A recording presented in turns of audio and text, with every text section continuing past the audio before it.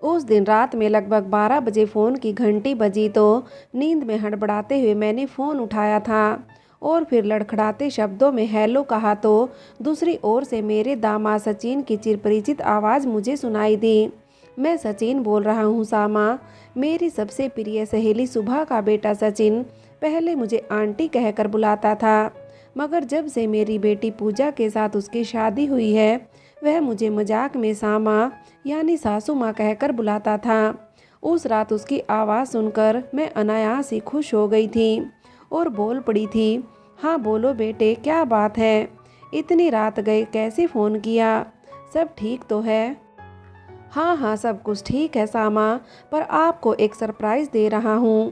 पूजा और मम्मी कल राजधानी एक्सप्रेस से दिल्ली आपके पास पहुँच रही हैं। अरे वाह, क्या दिल खुश करने वाली खबर सुनाई है। और तुम क्यों नहीं आ रहे उनके साथ? अरे सामा, आपको तो पता ही है कि मैं काम छोड़कर नहीं आ सकता और इन दोनों का प्रोग्राम तो अचानक ही बन गया, तभी तो प्लेन से नहीं आ रही हैं। मैं तो कल से आपका फ़ोन ट्राई कर रहा था मगर फ़ोन मिल ही नहीं रहा था, तभी तो आपको इतनी रात को तंग करना पड़ा। ये दोनों कल 10 साढ़े 10 बजे निजामुद्दीन रेलवे स्टेशन पर उतरेंगी। राजू भैया को लेने के लिए भेज देना। हाँ हाँ राजू ज़रूर जाएगा और वह नहीं जा सका तो उसके डैडी जाएंगे, तुम चिंता मत करना। यह कहते हुए मैंने फ़ोन रख दिया था और खुशी से तुरंत अपने पति को जगाते हुए उन्हें पूजा के आने की खबर सुना दी। गुड़िया आ रही है, यह तो बहुत अच्छी बात है, पर उसके साथ तुम्हारी वह नकचड़ी सहेली क्यों आ रही है? हमेशा की तरह उन्होंने सुबह से नाराज़गी जताते हुए मजाक में कहा, अरे उसका और एक बेटा भी यहाँ दिल्ली में ही रहता है, उससे मिलने का जी भी तो करता होगा उसका। पूजा को यहाँ पहुँचाकर सुबह कल चली जाएगी अपने बेटे के पास। सुबह को शुरू से ही जाने क्यों यह पसंद नहीं करते थे, जबकि वह मेरी सबसे प्रिय सहेली थी। स्कूल और कॉलेज से ही हमारी अच्छी खासी दोस्ती थी। कॉलेज में सुबह को मेरी ही कक्षा के एक लड़के शेखर से प्यार हो गया था। उन दोनों के प्यार में मैंने किसी नाटक के सूत्रधार सी भूमिका निभाई थी। मुझे कभी शेखर की चिट्ठी सुबह को पहुंचानी होती तो कभी सुबह की चिट्ठी शेखर को। सुबह अपने प्यार की बातें मुझे सुनाती रहती थी। खूबसूरत और तेज दिमाग की सुबह अमीर बाप की इकलौती बेटी होने के बावजूद मेरे जैसी सामान्य मिडिल क्लास परिवार की लड़की से दोस्ती कैसे रखती है, यह उन दिनों कॉलेज के हर किसी के मन में सवाल था। शायद दोस्ती में जहां मन मिल जाते हैं वहां कोई कुछ कर सकता है क्या भला? सुबह का शेखर से प्यार हो जाने के बाद यह दोस्ती और भी पक्की हो गई थी। शेखर के पिता बहुत बड़े उद्योगपति थे। साइंस में इंटर करने के बाद शेखर इंजीनियरिंग की पढ़ाई करने मुंबई चला गया, मगर सुबह को वह भूला नहीं था। आखिर कॉलेज की पढ़ाई पूरी करते करते ही सुबह और शेखर का प्रेम विवाह हम सब सहपाठियों के लिए एक यादगार बनकर रह गया था। सुबह की शादी के साल भर के बाद ही मेरी शादी भी हो गई और मैं यह जानकर बेहद खुश थी कि शादी के बाद मैं भी सुबह की तरह मुंबई में रहने जा रही थी। मुंबई में हम जब तक रहे थे दोनों अक्सर मिलते रहते थे, मगर सुबह और शेखर के रईस ठाट बाट से मेरे पति शायद कभी एडजस्ट नहीं हो सके थे। इसी से जब भी सुबह से मिलने की बात होती तो ये अक्सर टाल देते। मेरे पहले बेटे राजू के जन्म के बाद मेरे पति ने पहली नौकरी छोड़कर दूसरी ज्वाइन की तो हम दिल्ली आ गए। यहाँ आने के 3 साल बाद पूजा का जन्म हुआ और फिर घर गृहस्थी के चक्कर में मैं पूरी तरह फंस गई। सुबह से मेरी निकटता फिर धीरे धीरे कम होती गई थी। इसी बीच सुबह भी 2 बच्चों की माँ बन गई थी और दोनों बार लड़के हुए थे। यह सब खबरें तो मुझे मिलती रही थी, मगर अब हमारी दोस्ती दिवाली, न्यू ईयर या बच्चों के जन्मदिन पर बधाई भेजने तक ही सिमट कर रह गई थी। पूजा को मुंबई के एक कॉलेज में MBA में एडमिशन मिल गया और वहीं उसकी मुलाकात सचिन से हो गई। पहले मुलाकात हुई, फिर दोस्ती हुई और फिर ठीक सुबह और शेखर की ही तरह पूजा और सचिन का प्यार भी परवान चढ़ा था। मुझे धुंधली सी आज भी याद है, जब शादी तय करने की बारी आई थी तो सबसे पहले सुबह ने ही शादी का विरोध किया था।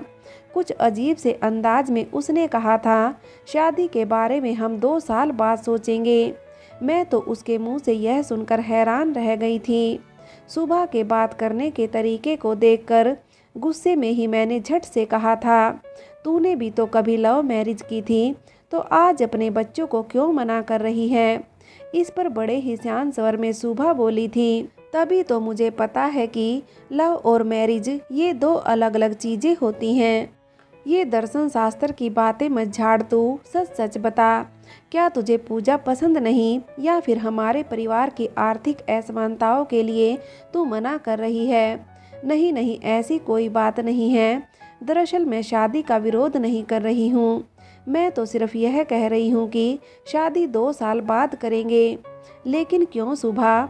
सचिन तो अब अच्छा खासा कमा रहा है और पूजा की पढ़ाई खत्म हो चुकी है। फिर अब बेकार में 2 साल रुकने की क्या ज़रूरत है? यह मैं तुम्हें आज नहीं बता सकती, और पता नहीं कभी बता पाऊंगी भी या नहीं। सुबह और शेखर ने हालात को समझते हुए एक भव्य 5 स्टार होटल में शादी की जोरदार पार्टी दी थी, और फिर सब कुछ ठीक ठाक हो गया था। पूजा की शादी को साल भर हो चुका था। इस दौरान वह और सचिन अक्सर दिल्ली मेरे यहाँ आया करते थे, मगर सुबह पहली बार मेरे यहाँ बतौर समधन आ रही थी, इसलिए मैं भी मन ही मन बहुत खुश हो रही थी। मुझ में बहुत सी पुरानी यादें उमड़ती जा रही थी, और उन मीठी सुहानी यादों की डोर मुझे कभी बचपन में तो कभी जवानी में ले जाकर मायके पहुंचा रही थी। ठीक 11 बजे राजू पूजा और सुबह को घर ले आया। कार से उतरते हुए मैंने उन दोनों को देखा तो पूजा सिर्फ एक बैग लेकर आई थी, मगर सुबह तो 3-4 बैग के साथ आई थी। बैगों को देखकर, मेरे चेहरे पर आए अजीबोगरीब भाव को देखकर कुछ झेपते हुए सुबह बोली, मेरा सामान बहुत ज़्यादा है ना? दरअसल मैं अब दिल्ली में अपने बेटे मुन्ना के पास रहने के इरादे से आई हूँ। मेरा सामान यहीं बाहर ही रहने दो। अभी थोड़ी देर में मुन्ना आ जाएगा तो मैं उसके साथ चली जाऊंगी। मेरी प्यारी समधन जी, आप हमारे घर अपनी इच्छा से आई हैं, मगर जाएंगी हमारी इच्छा से, समझी? अब ज़्यादा नखरे मत दिखाओ और चुपचाप अंदर चलो। मैंने सुबह से मजाक करते हुए कहा था, तो मेरे बोलने के अंदाज से वह बहुत खुश हो गई और मेरे गले लगकर पहले की तरह हंसने बोलने लगी थी। खाना खा लेने के बाद हम सब कुछ देर तक गपशप करते रहे। पूजा अपने डैडी से अपने काम की बातें करती जा रही थी। पूजा की बातों से प्रभावित होकर राजू भी अपनी छोटी बहन से सवाल पर सवाल पूछता जा रहा था। कुछ देर तक उन तीनों की बातें सुन लेने के बाद मैं सुबह को लेकर अपने कमरे में चली गई थी। कमरे में जाकर हम दोनों जब पलंग पर लेट गए तो मैंने सोचा कि हम दोनों एक साथ होते ही पहले की तरह अनगिनत बातें शुरू कर देंगे और बातें करने को समय कम पड़ जाएगा, लेकिन ऐसा हुआ नहीं था। क्या उम्र के तगाजे ने या बदलते रिश्ते ने हमारे होठ सील दिए थे? मैं सोचने लगी कि सुबह बड़े धीर गंभीर और संयत स्वर में अचानक बोली थी, मैं तलाक ले रही हूँ। शालो, क्या? कहते हुए मैं पलंग पर से उठकर बैठ गई थी। हाँ शालो, यह सच है। तुम्हें कहीं बाहर से खबर मिले और फिर तुम लोग परेशान हो जाओ, इससे अच्छा है कि मैं ही बता दे रही हूँ। इसीलिए पहले मैंने पूजा व सचिन की शादी 2 साल बाद करने की बात कही थी। सोचती थी कि बेटे की शादी के बाद यह सब अच्छा नहीं लगेगा, लेकिन अब मुझसे सहा नहीं जा रहा। अब मैंने अपना मन पक्का कर लिया है। लेकिन इतने सालों बाद यह फैसला क्यों सुबह? वैसे तो बहुत लंबी कहानी है, मगर जिस किसी को सुनाऊं उसे तो यह बहुत ही छोटी सी बात लगती है। कोई क्या जाने कि कभी कभी छोटी सी बात ही दिल में बवंडर बनकर समूचे जीवन को तहस नहस कर देती है। तुम तो जानती हो कि शेखर मुझसे बेहद प्यार करता था। प्यार तो वह शायद आज भी बहुत करता है, लेकिन शादी के बाद ही मैंने उसके प्यार में बहुत बड़ा अंतर पाया है। शादी के पहले मुझे यह तो पता था कि हमारे यहाँ शादी सिर्फ पति से ही नहीं, उसके पूरे परिवार से होती है। लेकिन शेखर से शादी करने के बाद मुझे लगा कि मेरी शादी शेखर के परिवार से नहीं, उसके परिवार की अजीबोगरीब अमीरी से हुई है। शादी के बाद मुझे यह भी पता चला कि अमीरों की भी अलग अलग जातियां होती हैं। शेखर के पिता बड़े अमीर थे, जो अपने दोनों बेटों के साथ अपने उद्योग को और बढ़ाना चाहते थे। शेखर की मां का बहुत पहले ही देहांत हो चुका था। घर में हम सिर्फ 4 लोग थे। शेखर के पिता, शेखर का छोटा भाई विशाल, शेखर और मैं। घर के इन 4 लोगों में से मेरी बातचीत सिर्फ शेखर से ही होती थी। शेखर के पिता ने कभी भी मुझसे आमने सामने होकर बात नहीं कही थी। जब भी कुछ कहना होता तो शेखर से ही कह देते कि बहू से कहो। विशाल मेरा छोटा देवर शेखर से सिर्फ 2 साल छोटा था। वह स्वभाव से बेहद शर्मीला था। शुरू में मैंने उसे दोस्ती करने के लिए हंसी मजाक करने की कोशिश की तो एक दिन शेखर ने बड़े गंभीर अंदाज में मुझसे कहा था, तुम विशाल से यूं हंसी मजाक ना किया करो, डैडी को अच्छा नहीं लगता। तुम्हारी डैडी को तो मैं भी अच्छी नहीं लगती, तभी तो वह सीधे मुंह मुझसे बात ही नहीं करते।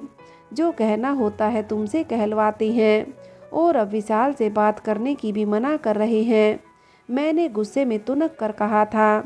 इस पर शेखर का जो रौद्र रूप उस रात मैंने पहली बार देखा था, वह आज तक नहीं भूल पाई हूँ।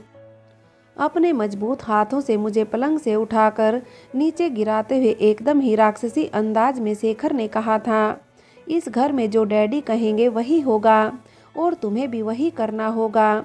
अगर तुम्हें यह सब पसंद नहीं है तो तुम इस घर को छोड़कर जा सकती हो, मगर तब मैं तुम्हारे साथ नहीं जाऊंगा। और फिर बड़ी बेदर्दी से शेखर बेडरूम छोड़कर बाहर चला गया था और मैं रात भर रोती रही थी, पर मेरी सिसकियां सुनने वाला वहां कोई नहीं था। इस घटना के बाद 15-20 दिनों तक शेखर और मुझ में बोलचाल बिल्कुल बंद थी। जाने कितने दिनों तक हम दोनों का यह मौन व्रत चालू रहता, मगर एक दिन बात को निरर्थक न बढ़ाने की सोचकर मैंने ही शेखर से बात करनी शुरू की। और फिर शायद मुझे खुश करने के लिए ही वह उस समय मुझे घुमाने स्विट्जरलैंड ले गया था। वह 10-12 दिन जैसे परियों के पंख लगाकर उड़ गए थे। वापसी में मैंने शेखर से कहा था, सोचती हूँ कुछ दिन माँ से मिलाऊं। शेखर ने तब कहा था, चलो कल ही चलते हैं। माँ और बाबूजी हम दोनों को देखकर बहुत खुश हो गए थे। माँ तो दामाद की सेवा करते करते मुझे भूल ही गई थी, लेकिन जब उन्होंने मुझे कुछ दिन उनके पास छोड़ जाने की बात शेखर से कही तो उसने तपाक से मना कर दिया और फिर 2 दिन में ही मैं शेखर के साथ अपने घर वापस आ गई थी। उस वक्त भी मेरा मन बहुत खट्टा हो गया था और रात को शेखर से कुछ कहने ही वाली थी कि उसका तमतमाता हुआ चेहरा देखकर डर के मारे चुप ही रह गई थी। इस घटना के बाद हर 15-20 दिनों के बाद कुछ न कुछ ऐसा घट जाता जिससे मैं जान गई कि इस घर में मुझे अपने मन की इच्छा पूरी करने की आज़ादी कभी मिल ही नहीं सकती। यह बात सच थी कि व्यवहारिक दृष्टिकोण से उस घर में सुख ही सुख था। गहने, कपड़े, खाना पीना, यानी किसी भी चीज़ की कोई कमी नहीं थी। शेखर मुझसे प्यार तो बहुत करता था, मगर उस प्यार में मेरी अपनी इच्छा की कोई कदर नहीं होती थी। घर में कुछ काम नहीं था तो मैंने शेखर से आगे की पढ़ाई करने की बात कही तो ज़रूरत क्या है कहकर उसने मना कर दिया। कुछ करने की बात छोड़ो, किसी सहेली से मिलने जाने की बात करती तो हर वक्त शेखर के साथ ही जाना होता था और उसी के साथ वापस भी आना होता था। इसी कारण मैं तुम्हारे घर बहुत कम आती थी। वैसे पूजा के डैडी की आंखों में मैंने रईसी के प्रति नफरत कब की पढ़ ली थी। तभी तो सचिन व पूजा की शादी से मैं डरती थी। लगता था पूजा को मेरा ही इतिहास न दोहराना पड़े, मगर सचिन बहुत समझदार है। शादी होते ही उसने अपनी अलग इंडस्ट्री खोल ली और उसमें पूजा को भी बराबर का हिस्सेदार बना दिया है। पूजा को सचिन के साथ काम करते देखकर मुझे बहुत अच्छा लगता है। जब पूजा को ऑफिस में काम करते देखती हूँ तो 10 साल पहले की एक बात मुझे याद आती है। 10 साल पहले शेखर ने जब अपने ऑफिस में पर्सनल ऑफिसर के तौर पर कविता की नियुक्ति की थी, तब जाने कितने दिनों बाद शेखर से मेरी फिर एक बार जबरदस्त लड़ाई हुई थी। वह सिर्फ झगड़ा नहीं था शालो, शेखर मुझे मारने पर भी उतर आया था। यह सब कुछ बताते हुए शुभा की आंखें भर आई थी और फिर जाने कितनी देर तक आंसू बहाते हुए वह निशब्द सी होकर बैठ गई थी। सुबह की सारी बातें सुन लेने के बाद मुझे समझ में नहीं आ रहा था कि उससे क्या कहूँ। मन में बार बार एक ही सवाल उठ रहा था कि सुबह जैसी तेज तरार लड़की इतने दिनों तक यूं चुप रहकर दबकर क्यों रह गई। कुछ न सूझते हुए भी मैंने अनायास ही सुबह से बेहद सरल सवाल करने शुरू कर दिए थे। तो इतने दिनों तक चुप क्यों थी? और अगर इतने दिनों तक चुप थी तो अब एकदम ही तलाक लेने की आफत क्यों मोल ले रही है? क्या अपनी खुददारी दिखाने का यही एक रास्ता बचा है तेरे पास? अपना विरोध हर कदम पर दिखाकर भी तो तू शेखर के साथ रह सकती है। नहीं शालो, मेरी खुददारी स्वाभिमान सब खत्म हो चुके हैं। अब मैं सिर्फ शांति से और अपने तरीके से जीना चाहती हूँ। मतलब क्या करने वाली है तू? यहाँ दिल्ली में एक वृद्ध आश्रम खुला है, उसके संचालन का काम मुझे मिल गया है। सोचती हूँ ज़रूरतमंदों वृद्धों की सेवा करूँगी तो जीवन में कुछ करने की चाह भी पूरी हो सकेगी। क्या शेखर ने इसकी इजाज़त दी है? उसकी इजाज़त मिलेगी ही नहीं, यह मुझे पता है। तभी तो पहले उससे तलाक लेकर अलग होने का फैसला लिया है, फिर अपना काम करूँगी। क्या सचिन यह सब जानता है? हाँ जानता है, और कुछ हद तक मेरी भावनाओं को समझता भी है, मगर तुम्हारी तरह वह भी कहता है कि अब यह सब करने की क्या ज़रूरत है। तो फिर सच में ज़रूरत क्या है सुभा?